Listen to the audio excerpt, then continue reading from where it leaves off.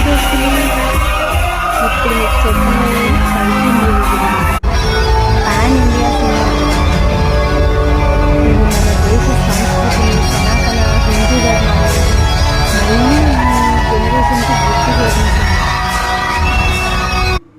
ఇవన్నీ పక్కన పెడితే ఇప్పటి జనరేషన్కి నచ్చే వాటిలో దీపికా పడుకొని,